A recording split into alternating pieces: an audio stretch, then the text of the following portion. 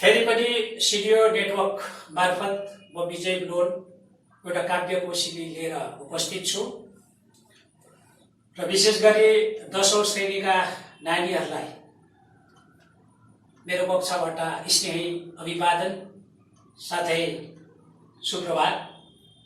र आजको विषय कविताको अर्थात् कोशिनीको नाम छ, अर्थात् कविताको शीर्षक छ मेरो बचाइको एक दिन। कवि हुन् अगमसिंह गिरी। यो कविता म पढाउन गइरहेछु र कवि अगमसिंह गिरीको नाम सबैले सुनेकै छौ, तिमीहरूले तल्लो श्रेणीतिर पनि तिमीहरूले पढेकै छौ। र म पहिलो कविताको पद्यांश मात्रै पढ्न चाहन्छु, किनभने लामो हुँदो रहेछ जम्मै पढ्दाखेरि, हामीलाई समयको पनि ध्यान राख्नु आवश्यक छ।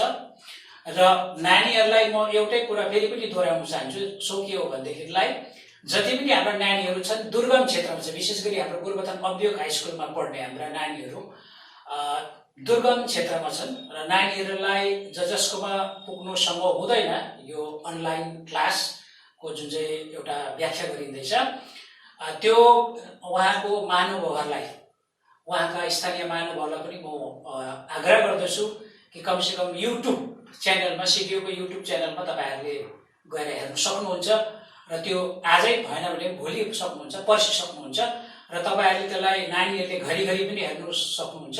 र हाम्रो दुर्गम क्षेत्रका नानीहरूलाई चाहिँ हाम्रा महानुभावहरूले पुर्याइदिने पनि त्यहाँसम्म, किनभने सबैकोमा त्यो एन्ड्रोइड फोन पनि छैन, स्मार्ट फोन पनि छैन र उहाँहरूले त्यति सहयोग पुर्याइदिने म आग्रह गर्दछु, निवेदन टक्राउँदछु।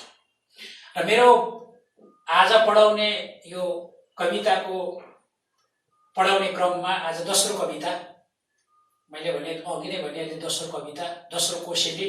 अब कोसेली त यो महामारीमा सबैलाई बाँड्नु सकिएन, तर कविताको कोसेली भने निश्चय लिएर उपस्थित छु म। र नानीहरूलाई यो सर्वप्रथम यसलाई ध्यानपूर्वक सुनिदिने, राम्रोसँग एउटा दत्तचित्तले ध्यानपूर्वक मनोयोगसँग, अझै भनौँ भने तन्मयताको साथ, र यसलाई आफै पनि विश्लेषण गर्ने, शिक्षकले कसरी पढाउनु हुँदैछ त्यसमाथि पनि नानीहरूले आफै पनि चर्चा गर्ने, आफै पनि त्यसलाई नोटहरू बनाउने, आफ्नै पनि विचारहरू पोख्ने र के भाव नानीहरूले बुझे त्यो कुरोलाई पनि आफै लेख्ने प्रयास गर्ने, यो आग्रह गर्दै म पहिल्यै नै कविताको पहिलो पद्यांश नै पढ्न गइरहेछु। र कविता छ मेरो बचाइको एक दिन, अगमसिंह गिरी। मलाई बाँच्न यहाँ एउटै दिन भए पुग्छ, मलाई बाँच्न यहाँ एउटै दिन भए पुग्छ।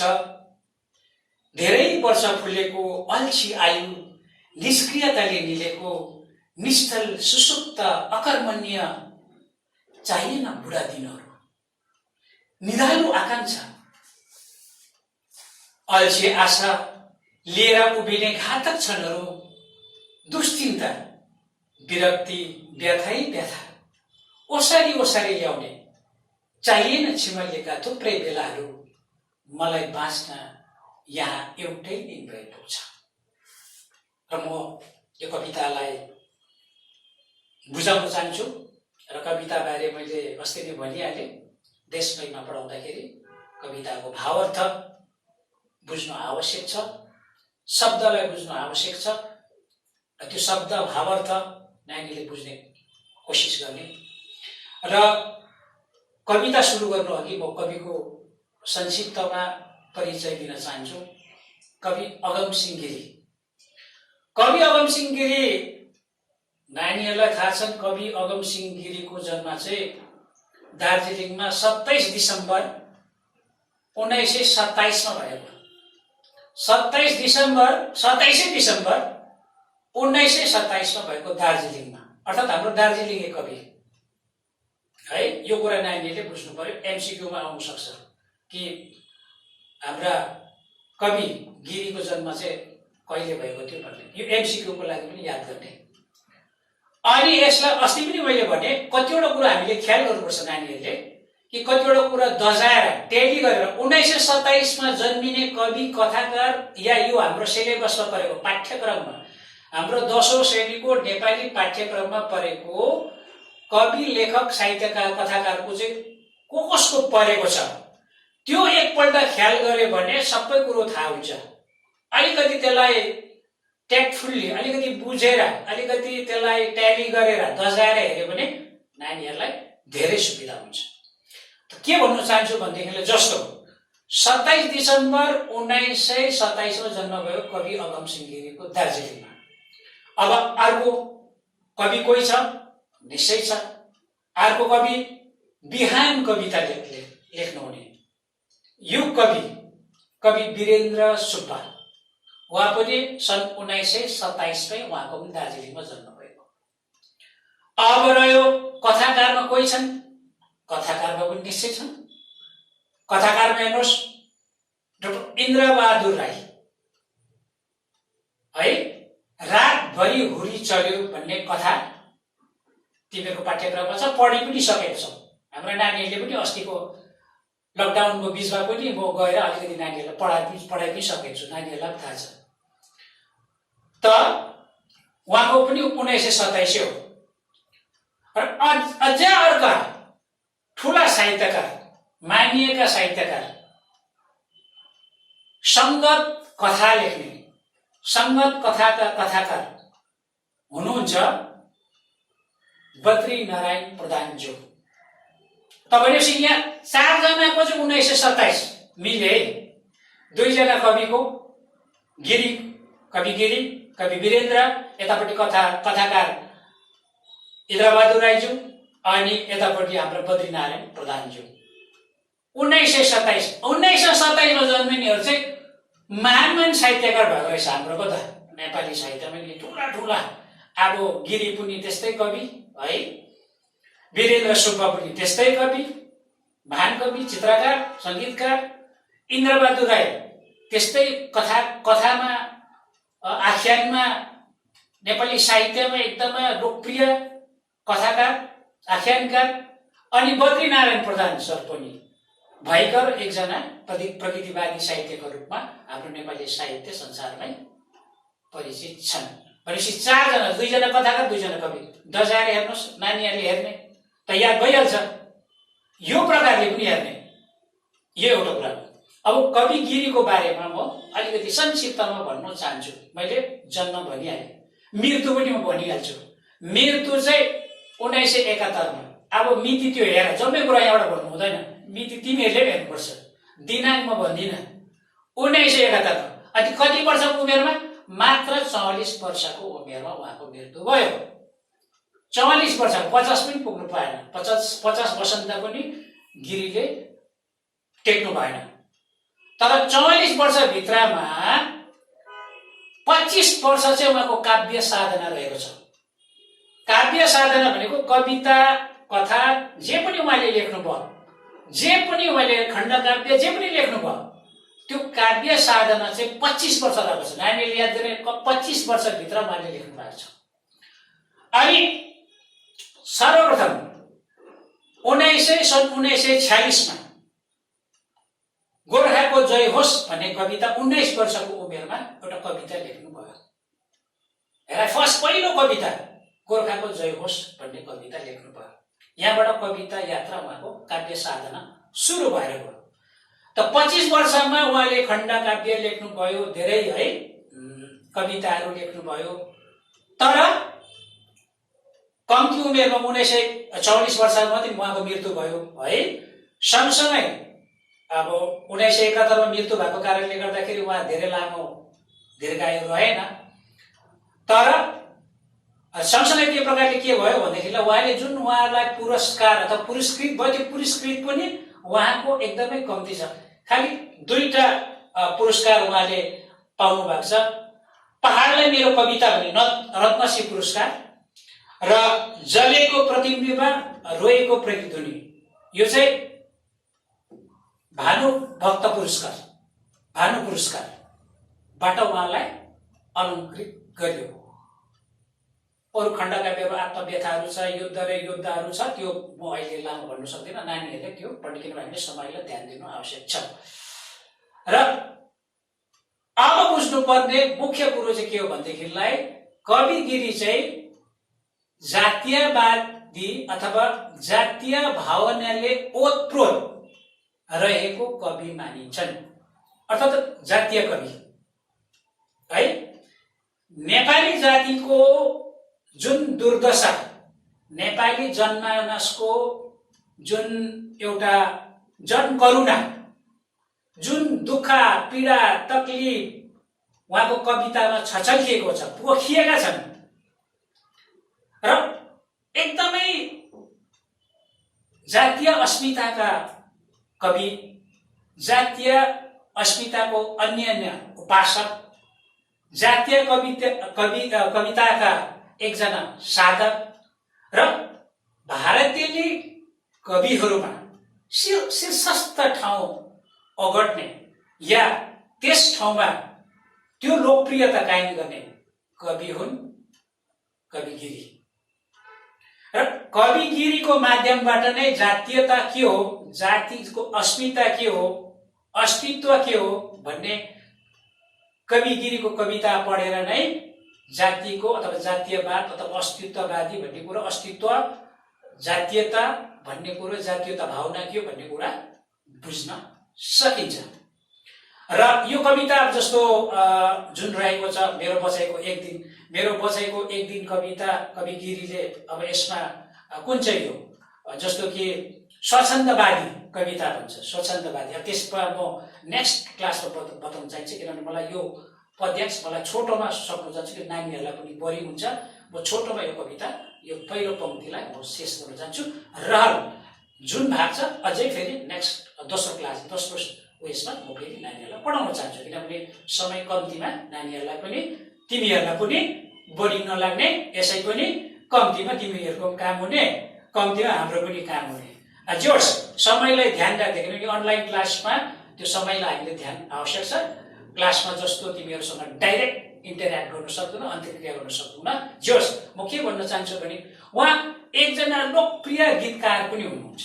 लोकप्रिय गीतकार 9 लाख तारा उदाए भन्ने गीत, यस्तो चर्चित गीत। र गीतकारको रूपमा पनि पछाडिबाट म अलिकति भन्न चाहन्छु। आज म सिधै अब कवितामा पस्न चाहन्छु। या कविता तिमीहरूको अघि, तिमीहरूको थालमा म पस्किन चाहन्छु। र मेरो बचाइको एक दिन कविता चाहिँ यो पहिलो पद्यांश मैले अघि पढेर सुने। उहाँले भन्नुहुँदैछ कि कविको भनाइ छ, मलाई बाँच्न यहाँ एउटै दिन भए पुग्छ, धेरै वर्ष फुलेको अल्छी आयु निष्क्रियताले निलेको, निश्चल सुसुप्त अकर्मण्य चाहिएन बुढा दिनहरू, निधालो आकांक्ष। म यसलाई भन्न चाहन्छु। पहिला शीर्षक अलिकति बताउँछु। मेरो बचाइको एक दिन। बाँच्न चाहिँ कविलाई चाहिँ एक दिन बा मनज्ञ, एक दिन बा कविलाई पुरा हुने रहेछ। एक दिन कविलाई चाहिँ एक बाँच्नु, बचाइ भनेको बाँच्नु, जीवन जिउने क्रम। त एकै दिन भए कविलाई मनज्ञ अथवा पुरा हुन्छ भनेर कविले भन्नु हुँदैछ। त किन चाहिँ यसो भन्नु हुँदैछ कविले?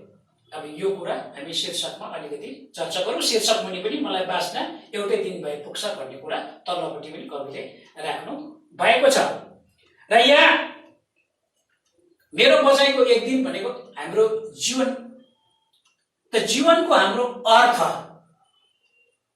जीवनको गुणवत्ता, जीवनको सार्थकता, अर्थात् जीवन बचाइ प्रतिको एउटा चिन्तन यस कवितामा हामी पाउँछौँ।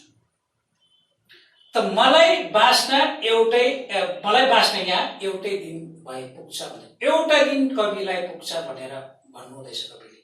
त किन भन्नुभएको भन्दाखेरि चाहिँ कविको भनाइ हो, कविको आशय हो कि त्यो एक दिन चाहिँ यस्तो होस्, सार्थक होस्, अर्थपूर्ण होस्, मिनिङफुल भन्छौँ हामी है, गुणवत्ता होस्, गुणले भरिएको होस्, एउटा ठोस क्रिया, एउटा सोलिड काम होस्, एउटा सृजनात्मक काम होस् एउटा असल कार्य होस्, अर्थात् समय चाहिँ त्यसै खेरो फालेको हुनु हुँदैन भन्ने कविको भनाइ। एउटा साधारण तौरमा एउटा सिम्प्लिफाई गर्दाखेरि त अब कविले भन्नु हुँदैछ तल्लोपट्टि, धेरै वर्ष फुलेको अल्छी आयो, म तल्लो लाइनमा आइहालेँ, निष्क्रियताले निलेको निश्चल सुसुप्त अकल।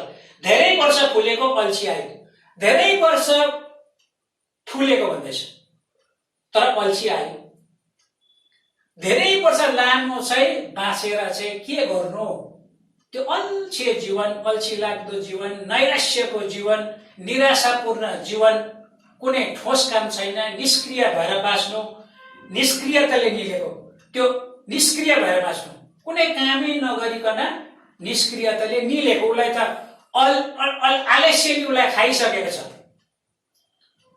अझै सिम्पल साधन भन्नु, अल्छेपनले उसलाई, त्यो निकम्मले उसलाई ठगिसकेको छ। निकम्मले उसको जीवनमा जुन एउटा फुल्ने एउटा फुल थियो त्यो कोपिला लाग्दै मुर्झाएर जाँदैछ, किनभने उसको निकममा छ, अल्छी लाग्दो जीवन छ, आलस्य छ है, यस्तो भन्दैछ। र धेरै वर्ष फुलेको अल्छी आयो, कविको निम्ति जरुरत छैन, आवश्यक छैन भन्दैछ। त्यहाँ मैले एउटा अङ्ग्रेजीको एउटा भनाइ राख्नु मन लाग्यो। एउटा भनाइ छ, men lives in deeds not in years. मान्छे कर्ममा जिउँछ तर लामो आयुमा होइन भन्दैछ। त्यही कुरा यहाँ छ, मान्छे कर्ममा जिउँछ, लामो 100 वर्ष पुगेर के गर्नु, आलस्यको जीवन, कुनै ठोस कामै छैन, बृहत समाजको कुनै कामै छैन, भाषा साहित्यपट्टि कुनै कामै छैन, सृजनातर्फ कामै छैन, आलस्यपूर्ण जीवन, अर्थात् परिवारको पनि बोझ, धरतीको पनि बोझ। अझै सिम्पलमा भन्नु भने हाम्रो के अरे बगडाको पनि बोझ है, खानाको पनि बोझ, भोजनको पनि बोझ। यस्तो भएर चाहिँ जिउनु हुँदैन, एउटा सक्रिय हुनुपर्छ भन्ने कविको एउटा आशय छ। र निष्क्रियताले निलेको, निष्क्रियता मैले भनिहालेँ, सक्रिय हुन्छ, एउटा एक्टिभ र इनएक्टिभ। अङ्ग्रेजीमा त्यसलाई अलिकति बुझ्नु, कतिवटा शब्द यस्तो छ अङ्ग्रेजीको पनि फेरि भन्दा छिटो बुझ्छ नानीहरूले, त्यो पनि छ फेरि अङ्ग्रेजी शब्दको। र कतिवटा कुरा मलाई नेपालीमा मात्र होइन, एक दुईवटा भन्नु मलाई मन आवश्यक पनि लाग्छ, छिटो बुझ्छ कतिवटा कुरा। त एक्टिभ इनएक्टिभ, सक्रिय असक्रिय, त्यही हो निष्क्रिय। असक्रिय हुनु, काम नगर्नु, चुपचाप हात बाँधेर बस्नु, मन रहनु, कुनै कर्मै नगर्नु, त्यसलाई भन्छ निष्क्रिय है। अब निश्चल सुसुप्त अकर्मण्य भन्दैछ। फेरि निश्चल भनेको अचल। अचल कस्तो, एउटा कुवाको अचलपना, एउटा नदी, एउटा खोला त्यसको प्रवाहमै हुन्छ, त्यो बगिरहन्छ, उसको जीवन हो बग्नु, त्यहाँ उसको जीवन त देखिन्छ, बगिरहन्छ, कहिले अड्किँदैन। एउटा नदी, एउटा खोला बगिरहन्छ, उसको कहिले हामीले जस्तो अहिले एउटा नदीको पुल तर्यौं, अब भरे आउँदा पनि त्यो पुल तर्यौं भने त्यो पानी कहाँ पुगेको हुन्छ, दोबारा हामी त्यो पानीमा तर्न सक्दैनौँ है। त त्यसको जीवन, त्यो जीवन त त्यसले के मेसेज दिँदैछ, के सन्देश दिन्छ भने जीवन चाहिँ जीवन्त हो, कर्ममा आधारित हो, कर्मको जीवन गर्नुपर्छ, अर्थात् जीवनलाई सङ्घर्षमय बनाउनुपर्छ। अर्थात् जीवन भनेको सङ्घर्षमा तापिएको जिन्दगी हो, अर्थात् सङ्घर्षमै हामीले जीवनमा आफ्नो फुलहरू फुलाउनुपर्छ है। त कविको यो जीवन प्रतिको एउटा चिन्तन, जीवन चाहिँ हामीले कसरी जिउनुपर्छ, कसरी बाँच्नुपर्छ है, कसरी चाहिँ हामीले जीवनलाई आफ्नो उद्देश्यपूर्ण बनाउनु पर्छ, अर्थपूर्ण बनाउनु पर्छ, यो भन्नु चाहेको कविताको आशय। अनि निश्चल अचल भएर सुसुप्त भनेको त्यो मनभित्र एउटा जस्तो, यो चाहिँ यसको अर्थ चाहिँ छ निधाएको अवस्थामा, निधाएको अवस्थामा, एकदम निधाएको अवस्थामा। निधाएको अवस्थामा मान्छे के हुन्छ, अचल हुन्छ, चटपटाट हुँदैन, उसले केही कर्म गर्दैन, ऊ त भाते निन्द्रामा परिरहेको हुन्छ। अझै सिम्पल भाषामा भन्नु हो भने है।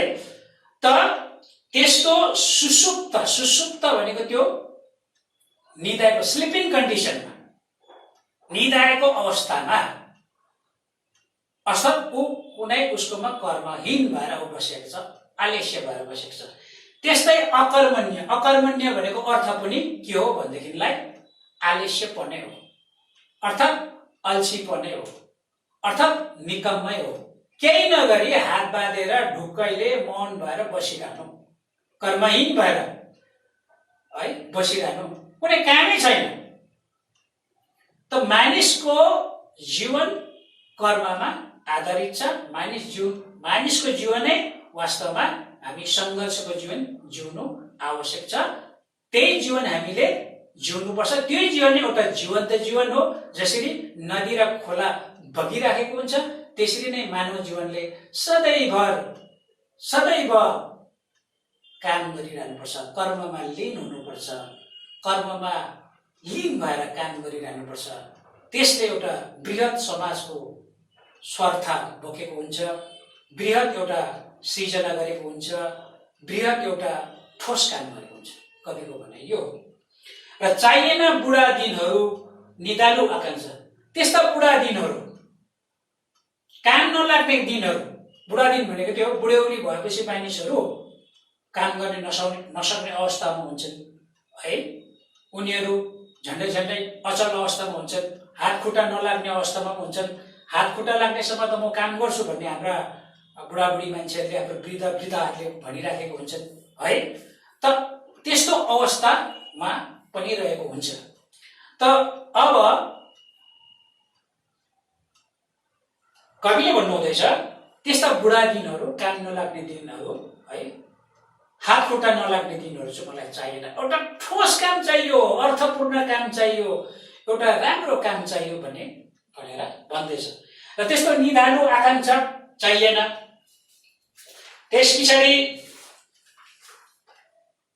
अल्छे आशा लिएर उभिने घातक क्षणहरू, दुश्चिन्त, विरक्ति, व्यथै व्यथा ओसारी ल्याउने चाहिएन छिमलेका थुप्रै बेलाहरू, मलाई बाँच्न यहाँ एउटै दिन भए पुग्छ भनेर कविले भन्नुहुँदैछ। त त्यो निधालु आकांक्षा पनि कविलाई चाहिएन। त अल्छे आशा, हामी मानिसहरू चाहिँ के हुन्छ भनेदेखिलाई यहाँ अल्छे आशा लेखिएको छ। हामी मानिसहरू चाहिँ आशामा बाँचेको हुन्छौँ। जो आशामा बाँचेको हुँदैन, आशा छैन, त्यो मृतुल्य मान्छे हो, त्यो जिउँदो लास हो। आशाविहीन मान्छे जिउँदो लास हामी भन्न सक्छौँ। र कविको त्यही छ भनाइ कि अल्छे आशा, त्यो अल्छे आशाले आशा नै छैन, के पनि आशाहीन भएर, सोचै छैन, सपनै छैन है, त्यो जिउँदो लास भएर बाँच्ने इच्छा छैन। लिएर उभिने घातक छ, त्यस्तो छन् होला तुले घातक हुन्छ, घातक जसले जीवनलाई शेष पारेर फालिदिन्छ। जीवन हामी शास्त्रतिर पनि यसो पढेको छौँ, हेरेको छौँ। यो जीवन यस्तो विरलै रूपमा हामीले पाएको छौँ है, ईश्वरबाट भनौँ, प्रकृतिबाट भनौँ, जेबाट पनि भनौँ। तर यो जीवन विरलै छ। हामी यो जीवन फेरि अब पाउँछौँ, हाम्रो जीवन अवतार हुन्छ, नयाँ पुनर्जन्म हुन्छ, हामी भन्न सक्दैनौँ। त यो जीवन फेरि पाउँछौँ हामी भन्न सक्दैनौँ। फुल मुर्जाएको जस्तै एकपल्ट मुर्जाएपछि त्यो अर्को साल निक्लिन्छ, तर त्यो अर्को बीजबाट निक्लिन्छ। त्यस्तै हामी पनि एकपल्ट हाम्रो मृत्यु भएपछि त्यो दोबारा पाउँछौँ पाउँदैन त्यो कसैले भन्नु सकेको छैन। र कविले पनि भन्दैछ त्यो घातक क्षणहरू हुन्छ, त्यस्तो क्षणहरू जीवनलाई शेष गर्ने, सखाप पार्ने, निर्मूल पार्ने, त्यस्तो घातक क्षणहरू, त्यस्तो नराम्रो क्षणहरू है, ध्वंसात्मक क्षणहरू चाहिँ कविलाई चाहिएन। दुश्चिन्ता, त्यो एकदमै फिक्री पर्ने, दुश्चिन्ता फिक्री है, बिना बिताको फिक्री, विरक्ति, आफूलाई विरक्त लाग्ने, व्यथै व्यथा, आफूलाई व्यथै व्यथा, पीडा, तकलिफ, यस्तो होइन। र चाहिएन मलाई छिमालिएका थुप्रै बेलाहरू, त्यस्तो मलाई छिमालिएको बेलाहरू भनेको त्यस्तो क्षणहरू जो क्षणहरू काम नलाग्नेहरू छन् है, कुनै उपयोगमा छैन, कुनै अनुपयोगी छ, त्यसको सदुपयोग छैन भने त्यस्तो छिमलिएको क्षणहरू बेलाहरू चाहिँ कविलाई चाहिँदैन र कविलाई भन्दैछ मलाई बाँच्न यहाँ एकै दिन भए पुग्छ भनेर भन्दैछ। अर्थात् कविको आशय हो, कविको भनाइ हो कि कविले चाहिँ जीवन चाहिँ एक दिनै होस् तर अर्थपूर्ण जिएको हुनुपर्छ, बाँचेको हुनुपर्छ। अनि सँगसँगै के हुन्छ भनेदेखिलाई त्यो अर्थपूर्ण त भयो, गुणवत्ता पनि हुनुपर्छ, सार्थक पनि हुनुपर्छ। सार्थक जीवन बचेको सार्थक जीवन तिमी कसरी बाँच्यौ भन्दाखेरि एउटा पशु प्राणी जस्तो बाँचे भन्दाखेरि पशुतुल्य भयो। त हामीले मानव चोला जुन चाहिँ पाएको छौँ यो बहुमूल्य चोला, जुन चोला फेरि पाउँछु पाउँदैन अघि मैले भनिहालेँ, त्यो दुर्लभ मानव चोला पाएको छौँ, त्यसको सदुपयोग एकै दिन भए पनि पुर्याउनु पर्छ। अर्थात् यो जीवनको कविको भनेको आशय हो एक दिन मात्र होइन, यो जीवनलाई चाहिँ सही रूपमा सदुपयोग गर्नुपर्छ।